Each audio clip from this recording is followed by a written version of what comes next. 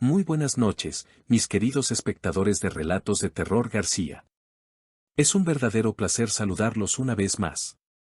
Prepárense, porque esta noche les traigo las historias más impactantes, las experiencias más escalofriantes y las situaciones más inexplicables que nos llegan directamente del más allá y lo sobrenatural.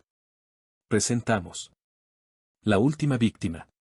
Narrada por Gabriel Antonio Pombo.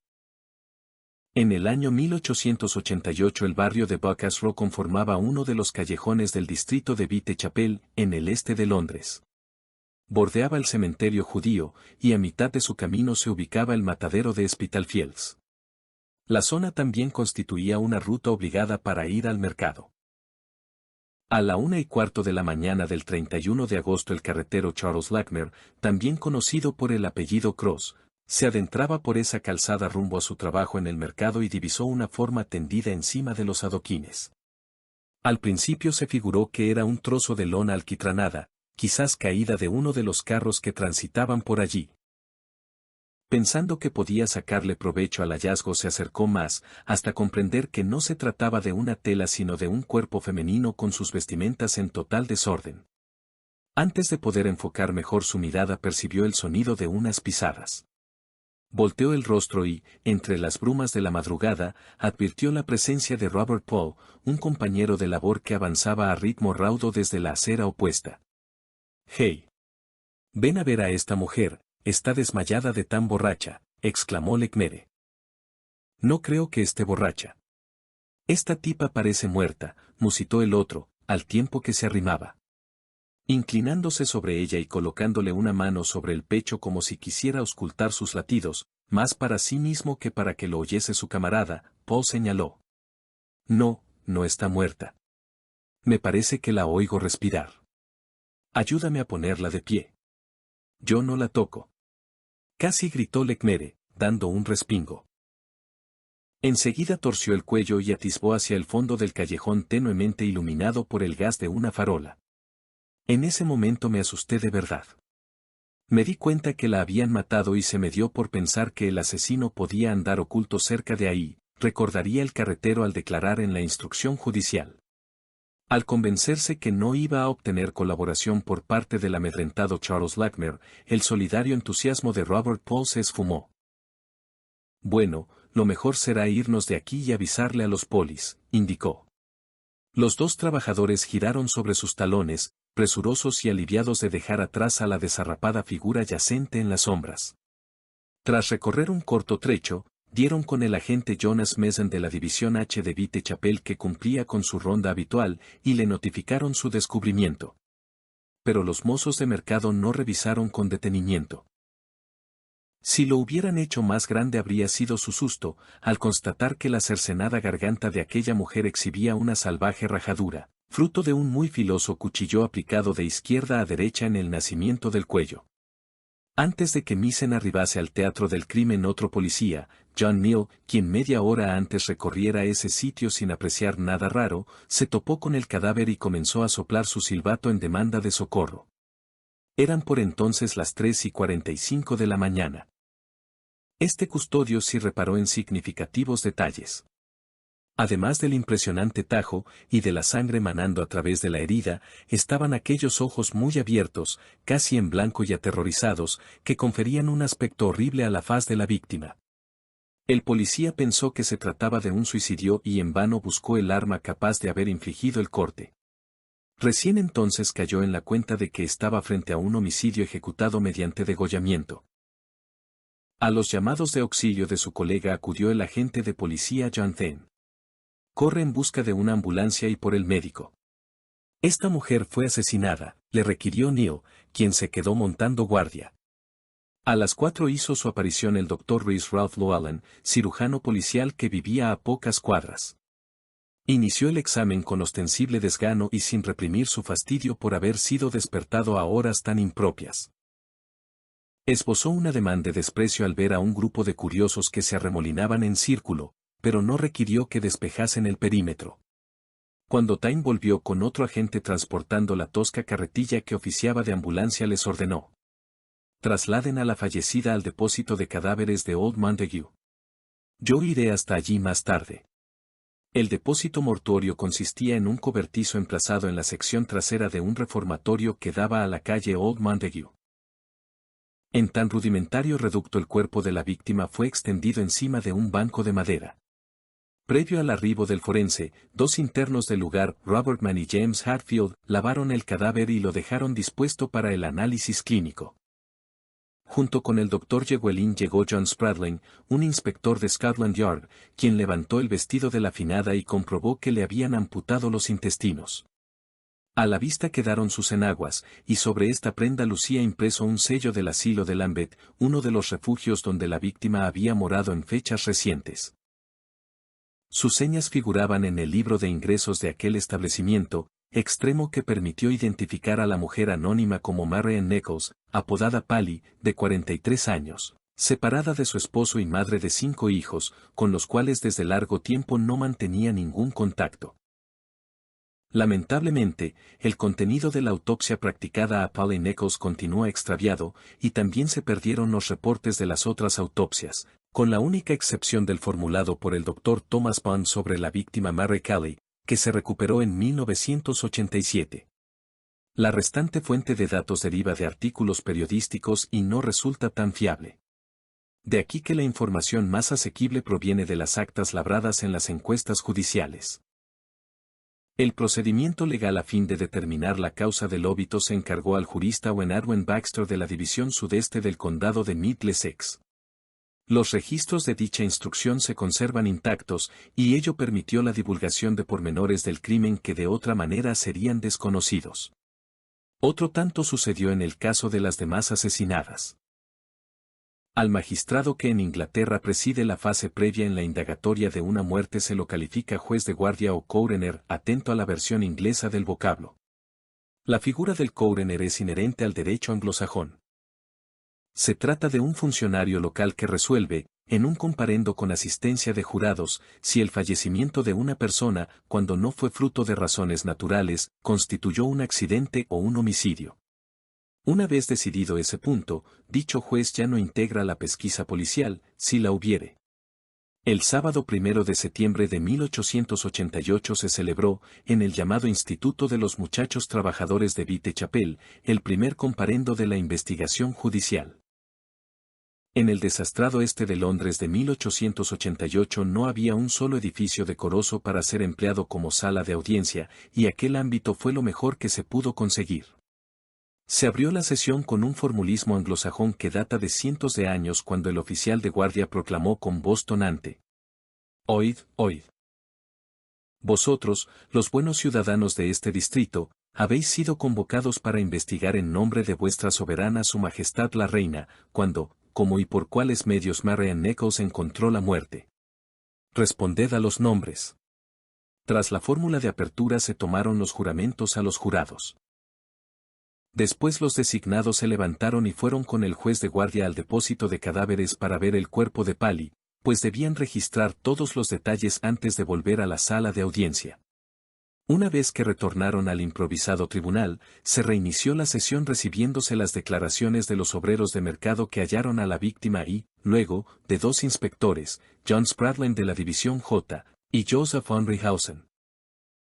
El primer policía indicó que comprobó las mutilaciones en el depósito de Old Montague y que cuando inspeccionó la zona de Buckas Rock casi no encontró rastros de sangre, excepto una muy pequeña cantidad debajo del cuerpo, que fue rápidamente limpiada. Tampoco halló arma alguna. Por su parte, el segundo detective manifestó que arribó a la morgue a las 8 de la mañana. Describió el aspecto de la fallecida haciendo hincapié en el grueso corsé que llevaba puesto. Adujo que esa prenda probablemente le impidió al matador aplicar con más saña el cuchillo, limitando así la extensión de las heridas. El testigo en apariencia más relevante era el marido de Pally, el maquinista impresor William Nichols, quien el día anterior fue a reconocer el cadáver en compañía del inspector Frederick George Aberland, recientemente nombrado para comandar las operaciones. La mujer lo había abandonado dejándole 5 hijos a cargo, el menor de ellos de solo 16 meses. Él, a su vez, vivía en concubinato con la obstetra que atendiera a Marian en su último parto. Te perdono por lo que has sido y por lo que me hiciste, declaró frente al tieso organismo de su esposa, haciendo gala de sentido histriónico. En el tribunal, el viudo narró la vida desarreglada que llevaba la extinta, su promiscuidad y su afición a la bebida. Las declaraciones de William Nichols devinieron, empero, intrascendentes y meramente anecdóticas.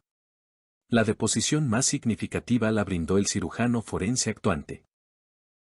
El coroner mandó llamar al estrado al doctor Llewellyn, un médico con 13 años de ejercicio que había estudiado en el London Hospital y era integrante de la Sociedad Británica de Ginecología.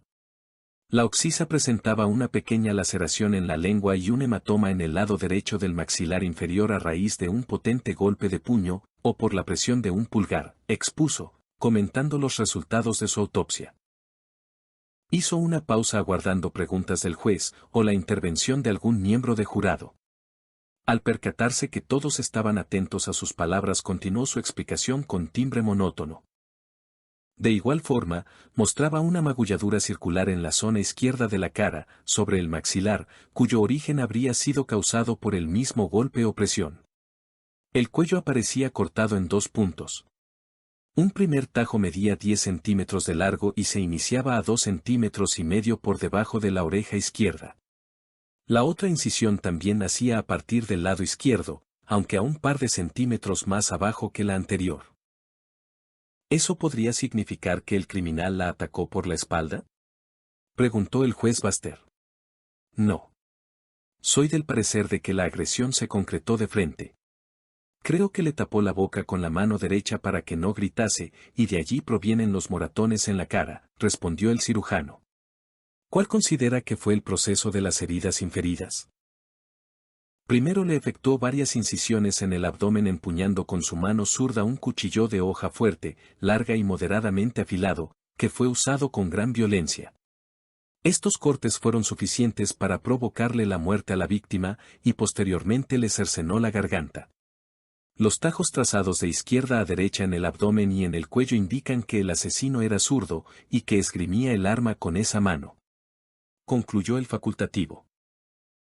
Cabe intercalar que con tales conclusiones está en desacuerdo la mayoría de los actuales expertos, quienes consideran, por el contrario, que el criminal era diestro y que agredía por detrás a sus víctimas. Es muy discutible también la opinión del doctor Llewellyn sobre que la oxisa murió debido a los cortes abdominales. Lo más probable es que en su caso, al igual que en los restantes, el atacante comenzara con el degollamiento y que las incisiones en el vientre las infligiese con la mujer ya indefensa. La instrucción judicial soportó varias postergaciones. En una de ellas, se tomó declaración a los internos del depósito de cadáveres que prepararon el cuerpo, y el asunto del corsé, mencionado por el inspector Elson, salió de nuevo a relucir. El coroner le preguntó a James Hartfield: ¿qué prenda le quitaron primero al cadáver? Un impermeable, el cual pusimos en el piso. Después la chaqueta. Respondió el testigo. ¿Fue necesario que cortasen la tela? No. El vestido lo llevaba muy flojo y no fue preciso cortarle nada. Yo rompí las bandas de sus enaguas y las quité con mis manos. También abrí su corpiño por delante para poderlo sacar. ¿Recuerda si la oxisa llevaba puesto un corsé? No lo recuerdo, tengo mala memoria. En ese instante, el presidente del jurado requirió la palabra y, mirando severamente al testigo, le conminó: usted puso el corsé sobre el cadáver de la difunta en mi presencia para mostrarme lo corto que era. ¿Lo recuerda ahora? Lo había olvidado, contestó Hatfield enrojeciendo. Su voz, que de por sí era chillona, sonó ahora tan aflautada por el susto, que produjo una carcajada general en la sala. El juez Baster, afirmando su autoridad, interrumpió con tono brusco. Silencio, señores. Silencio. No tienen derecho a burlarse del testigo.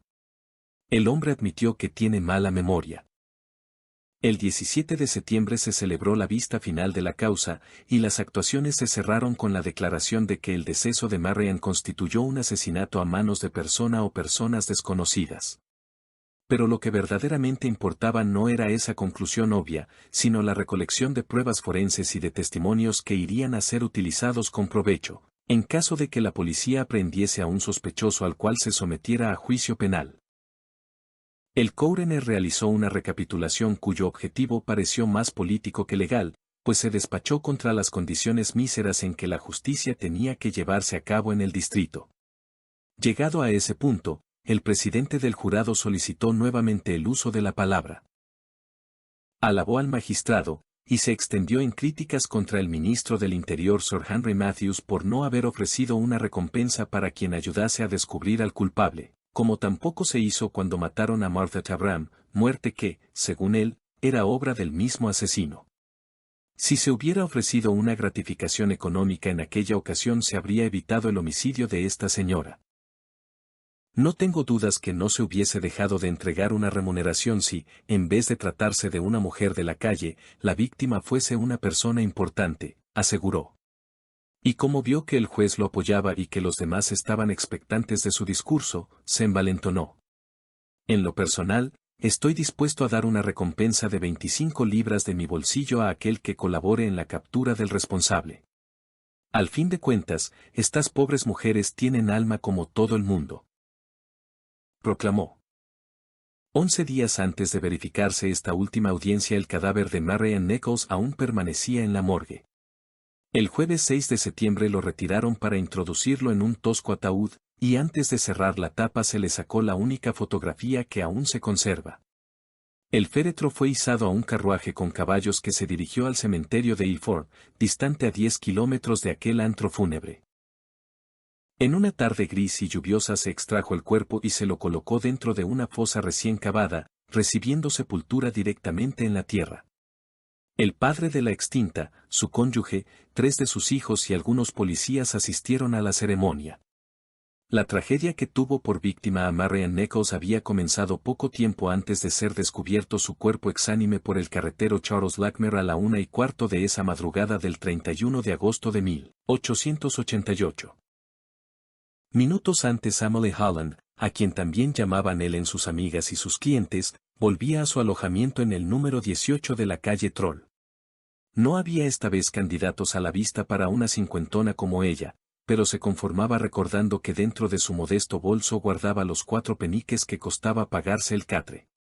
El resto del dinero lo había gastado en la compra de embutidos y ginebra mientras regresaba del muelle, luego de contemplar el ardiente panorama. Había valido la pena la larga caminata. En el este de Londres gobernado por la reina Victoria raramente ocurría algún evento atractivo. La caminante aún conservaba en sus retinas el fulgor rojizo de las llamaradas que, tras propagarse desde un almacén de brandy en el dique seco de Radcliffe, arrasaron unas míseras casuchas y encendieron la base de la iglesia. Era casi de medianoche y los bomberos todavía no habían logrado sofocar la voracidad del fuego. Los resplandores se reflejaban sobre las aguas del río Támesis y se avistaban desde los suburbios, a kilómetros de distancia. Corrió de boca en boca la sensacional noticia y hasta el puerto, curiosa y excitada, se dirigió ella, al igual que lo hicieron en aquella ocasión centenares de pobladores de Vitechapel. Sin embargo, todo lo bueno se acaba, y también llegó a su fin el gratuito entretenimiento nocturno de ese 30 de agosto de 1888. Pronto se harían las 2:30 de la madrugada del día entrante y, como quedó dicho, Emily Holland retornaba a su refugio. Entonces fue que la vio. La pequeña meretriz avanzaba tambaleándose contra la pared. Producto de una borrachera, otra más de ellas, sus piernas apenas coordinaban. Vestía con ropa más harapienta que de costumbre, y el único toque disonante con la desastrada apariencia lo conformaba un sombrero de paja negro con ribetes de terciopelo que parecía recién estrenado. Ellen se aproximó a la patética figura para cerciorarse. Sí, sin dudas, era ella. Su compañera de oficio y de albergue Marian Nichols, mejor conocida como Pally. Pero si eres tú Pally. Por Dios, qué mala cara traes. Exclamó. ¿A dónde vas? Ya son las 2:30 de la noche. Hola Ellen, respondió aquella con tono apagado. Es que debo obtener el dinero necesario para pagarme la cama de la pensión. No tardaré mucho. Tengo que conseguir a otro cliente. Esta noche ya me gané 3 veces el precio, pero las 3 veces me lo bebí. No hay caso contigo, mujer. Tú sí que no puedes con tu naturaleza. Bueno, te deseo que tengas buena suerte. A pesar del aliento brindado, el timbre de voz de Holland delataba un matiz de reproche. Aunque a esta también le gustaba empinar el codo, y en octubre de ese año sufriría 2 arrestos por embriagarse y generar escándalo público, no se consideraba una beoda. Pero Polly Nichols era un caso perdido. Optó por cambiarle de tema. Vengo desde el puerto a donde fui a ver el incendio. Es que no te enteraste, estalló un tremendo fuego en Radcliffe Highway, en el muelle, y todavía sigue ardiendo. Incluso quemó a la iglesia de St. George's en el este. Fue todo un espectáculo. Ellen iba a terminar la frase pero comprendió que la otra no le prestaba atención. Era claro que su mente deambulaba lejos de allí. Escrutó el abotargado rostro de su compañera y sintió lástima. Te noto muy cansada, Polly. ¿Por qué no me acompañas? No, gracias, tengo que conseguir la plata para pagarme la cama, repuso con voz cansina la otra. Como tú prefieras, yo me voy. Cuídate, amiga, se despidió Ellen. Tan solo un par de horas atrás Marian Nichols aún esbozaba un semblante afable y parecía disfrutar de buen ánimo y salud. Aunque no era que tuviese muchos motivos reales de regocijo, porque la habían despedido de la pensión donde se albergaba. Desde los últimos 4 meses se venía repitiendo ese ciclo nómade y ella seguía sin afincarse en ningún lado. La vieron salir a las 0:30 del 31 de agosto de la taberna The Frying Pan, literalmente, la sartén. Había bebido más de la cuenta y parecía chispada, aunque se conservaba bastante sobria todavía.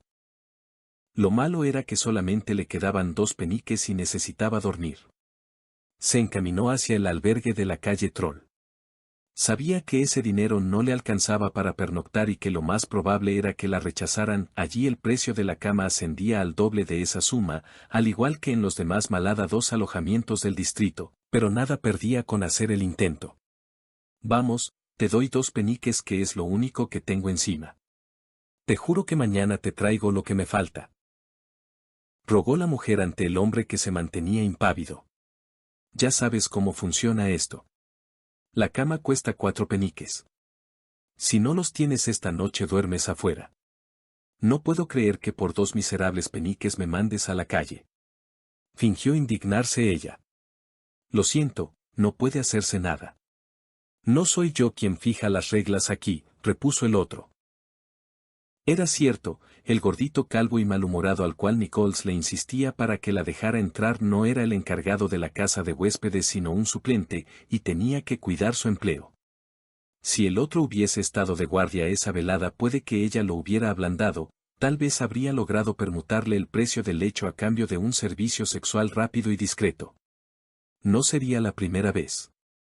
Pero para su mala fortuna el dueño estaba lejos de allí atendiendo otros menesteres.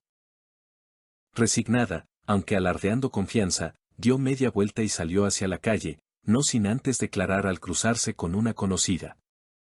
No me importa. Sé que esta va a ser mi noche de suerte. Mira qué lindo sombrerito nuevo llevo puesto, sonrió mientras lo ladeaba. Estaba persuadida de encontrar a los clientes con los que obtendría el dinero preciso para costearse la cama y, alentada por ese convencimiento, se internó en las neblinosas callejuelas. No obstante, otra compulsión aún más poderosa que la de disponer de un techo bajo el cual cobijarse la gobernaba, el alcohol. Ansiaba con desespero beber cerveza, ron, ginebra o el líquido que fuera, con tal de sumergirse en ese estado de embriaguez en el cual el futuro no la angustiaba y su pasado quedaba en el olvido. Unos minutos después Polly Nichols se encontró con Jack el Destripador. Si este relato te atrapa, no olvides regalarnos un pulgar arriba y dejar tus comentarios. Queremos saber qué te pareció. Gracias por ser parte esencial de esta comunidad. Su apoyo es nuestra inspiración. Saludos a todos nuestros fieles espectadores. Hasta la próxima, y que el miedo los acompañe. Síguenos en todas nuestras redes sociales.